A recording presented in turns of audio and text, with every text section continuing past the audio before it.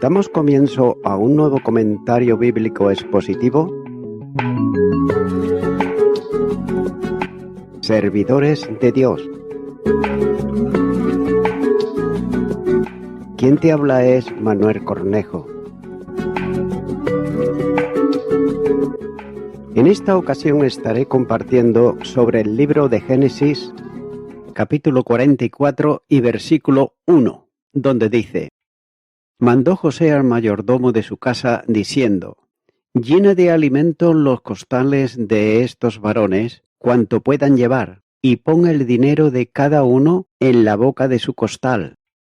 Comienza diciendo este versículo: mandó José al mayordomo. Nótese que el propósito de poner la copa en el saco de Benjamín era obviamente poner a ese joven en una situación de dificultad o peligro, para así descubrir, por otro lado, hasta qué punto los sentimientos fraternales de los demás se despertarían para simpatizar con su angustia y estimularlo a sus esfuerzos para procurar su liberación.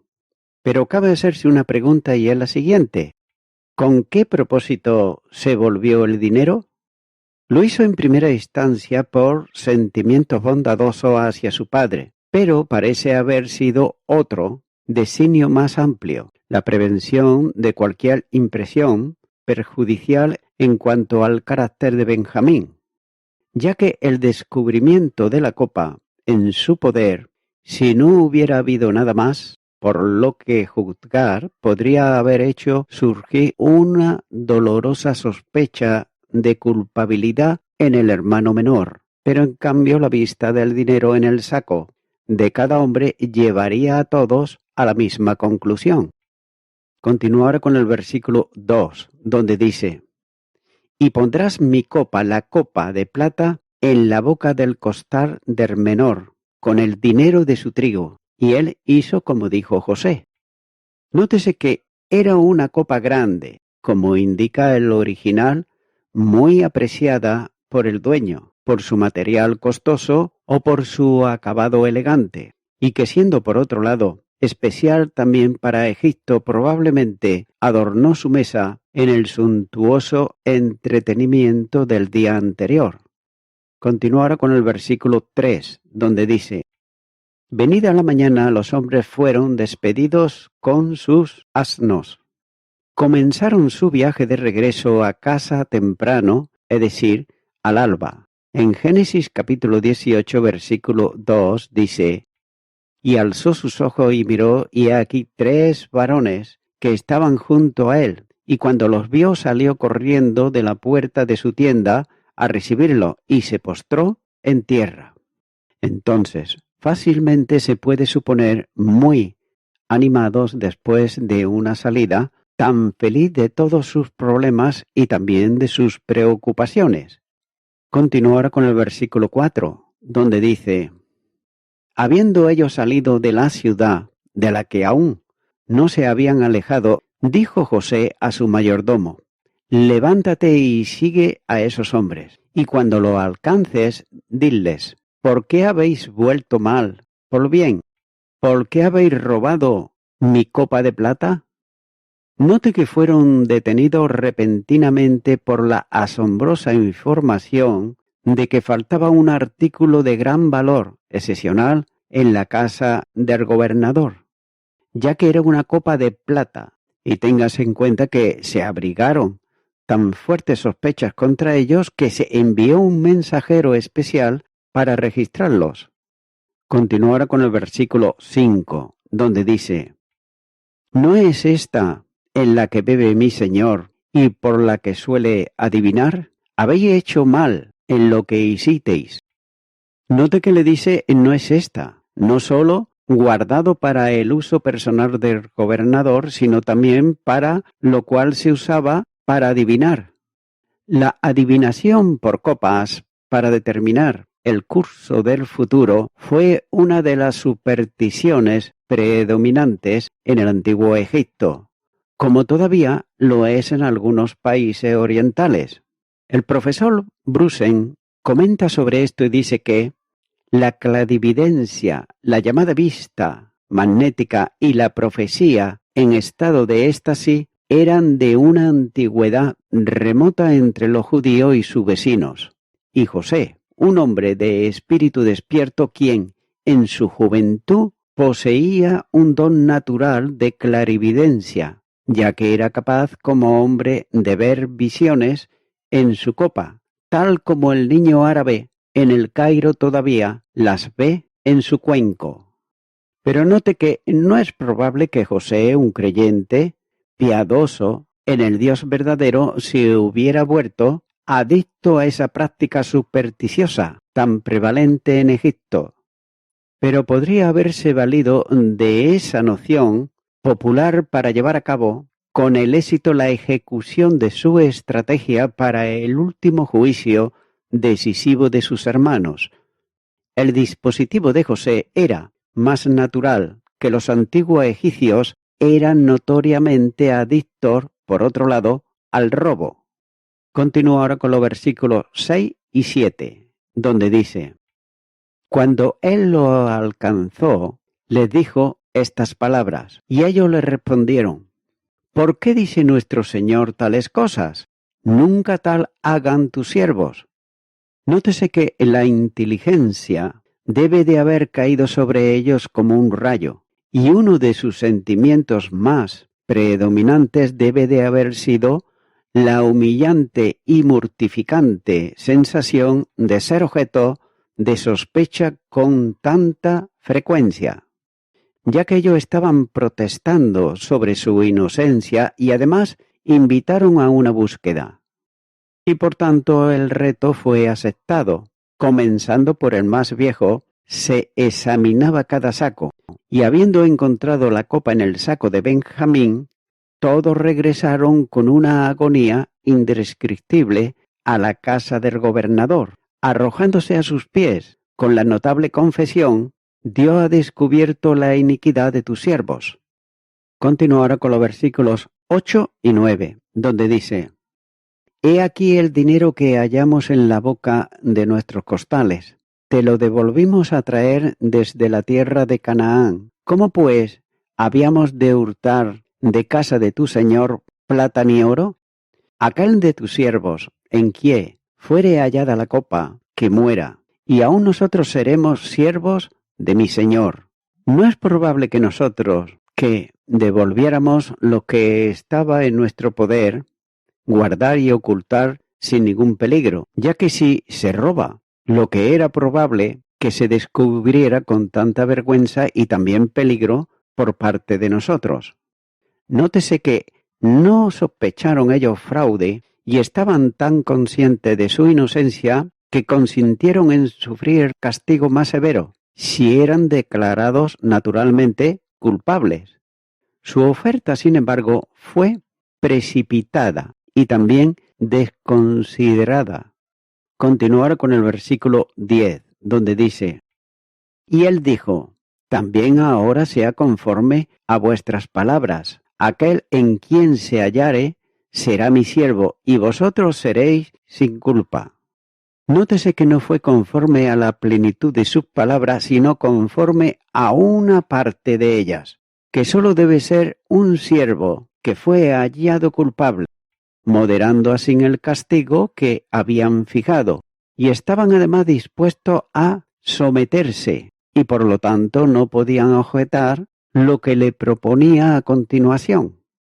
Aquel en quien se halle será mi siervo, hablando en nombre de José, a quien representaba y quien le había indicado qué decir. Y seréis irrepresibles a suelto de los cargos, declarando inocente y además puesto en libertad. Continuar con el versículo 11, donde dice: Ellos entonces se dieron prisa, y derribando cada uno su costal en tierra, abrió cada cual el costal suyo, y fueron abiertos para ser examinados, y esto lo hicieron con toda prisa, como teniendo, y nótese, una conciencia tranquila y confiando en que no se podría encontrar nada sobre ellos, y además estaban deseosos de hacer salir el asunto lo antes posible, para que el mayordomo tenga plena satisfacción y así pudieran proseguir su viaje.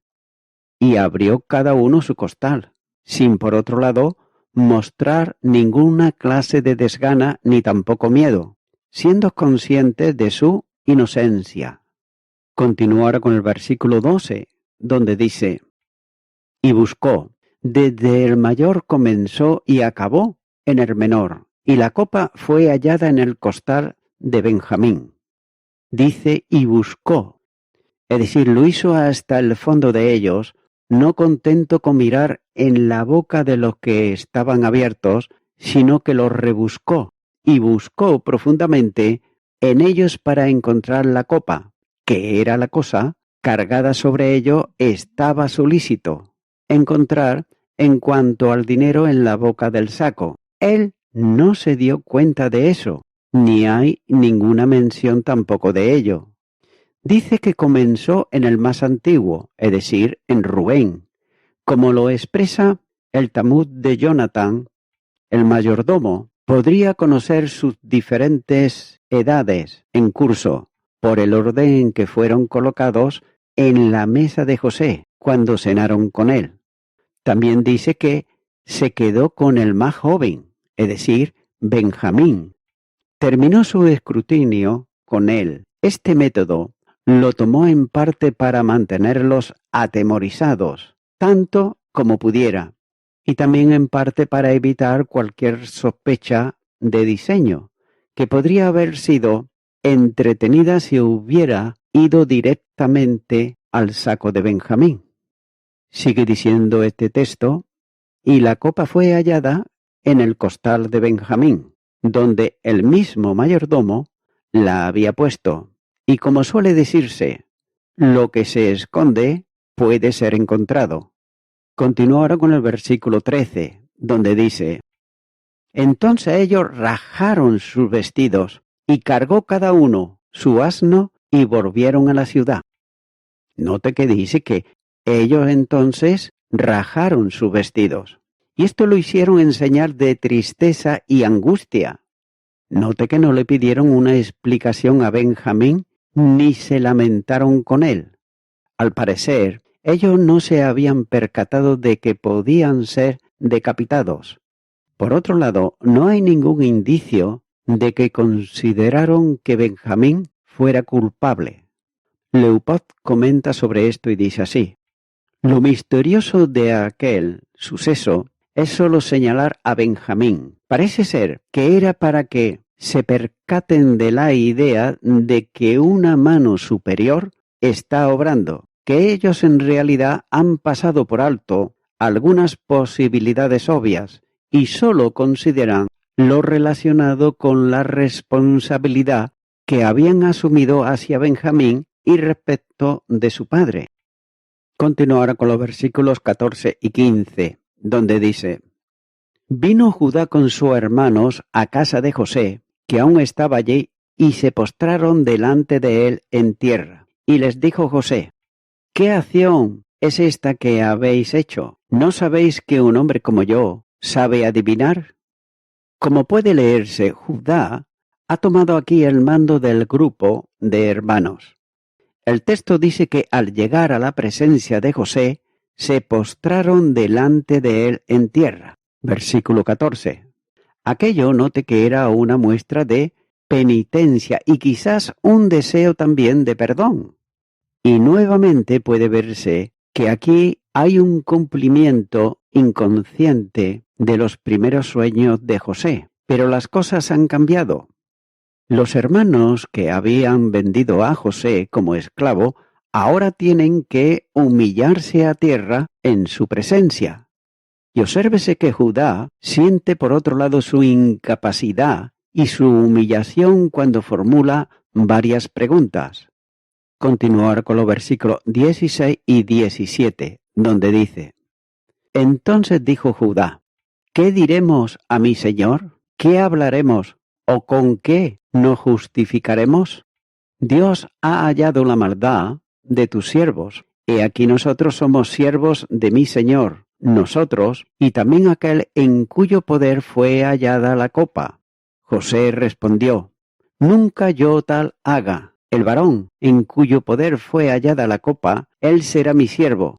Vosotros id en paz a vuestro padre. La frase Dios ha hallado la maldad de tus siervos, nótese que es sumamente importante, pues con esta frase Judá reconoce que han llegado al límite de ellos mismos. Aunque no confiesan abiertamente la iniquidad cometida contra José años atrás, no cabe duda de que eso es lo que inunda su mente, ya que aquel grupo de hebreos siente que finalmente la retribución divina los ha alcanzado. La reacción revela que ahora existe entre ellos un fuerte sentimiento de unidad, porque todos se implican en la culpa del acto cometido contra José.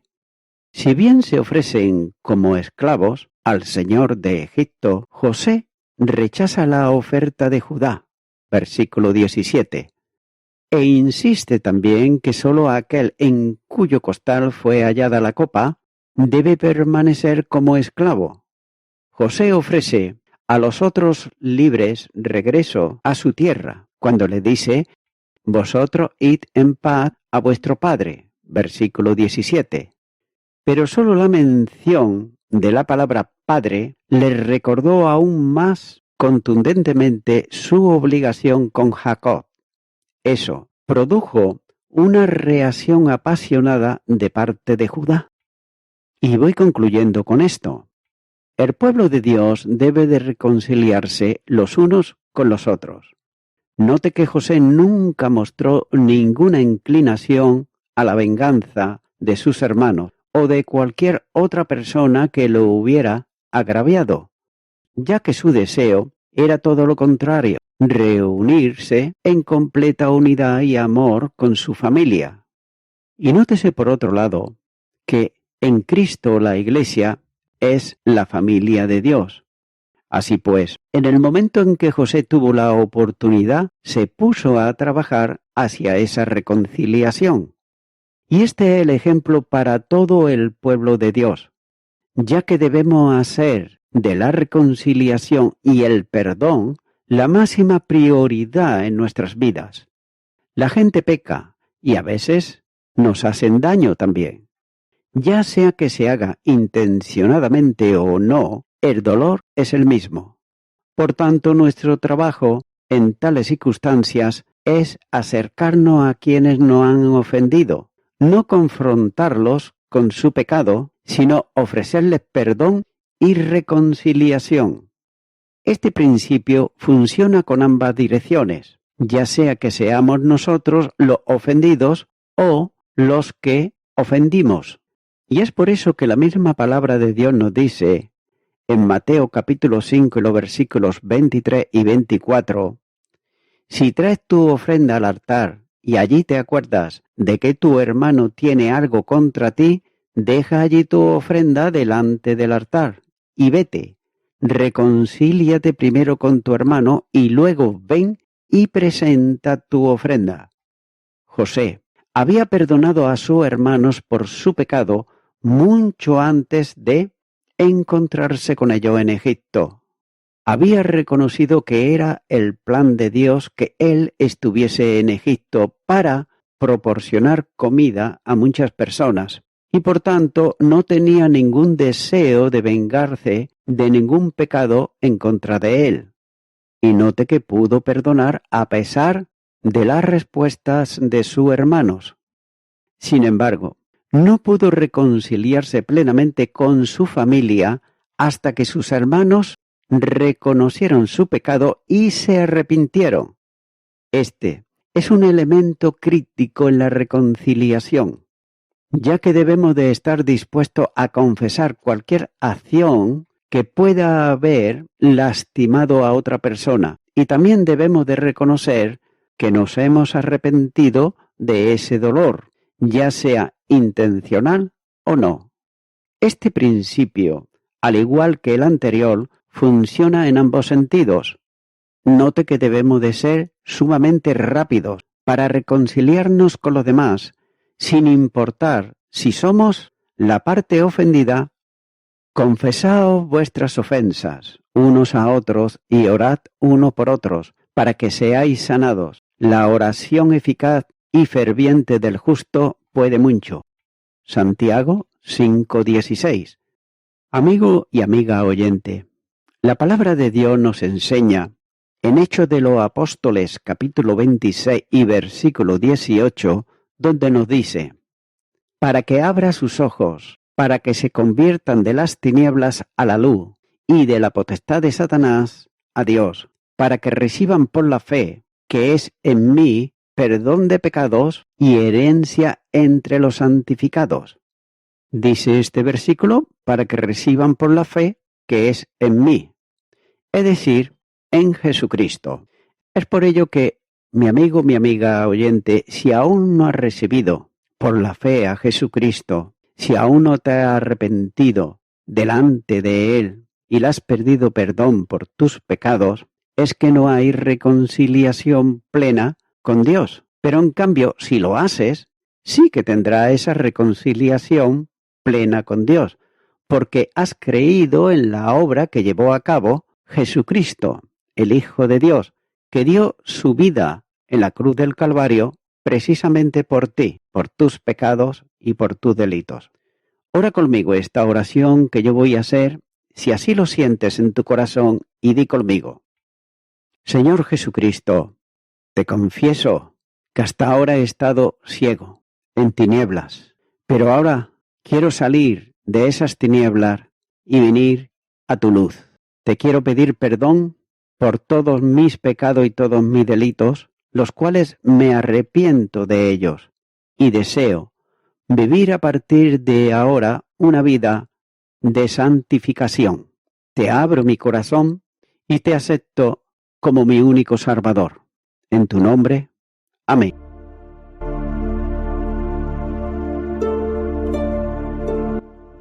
Amigo y amiga oyente, si tú has hecho esta oración de corazón, te recomiendo que comiences a orar a Dios, en primer lugar, en el nombre del Señor Jesucristo. Orar a Dios no es rezar, sino que es hablar con una persona. También te recomiendo que leas la palabra de Dios y lo hagas a diario. Comienza, por ejemplo, con el Nuevo Testamento. Y también, por último, te recomiendo que para que puedas crecer espiritualmente, te congregues en una iglesia cristiano-evangélica, donde se predique, se enseñe y se practique la sana doctrina y la palabra de Dios.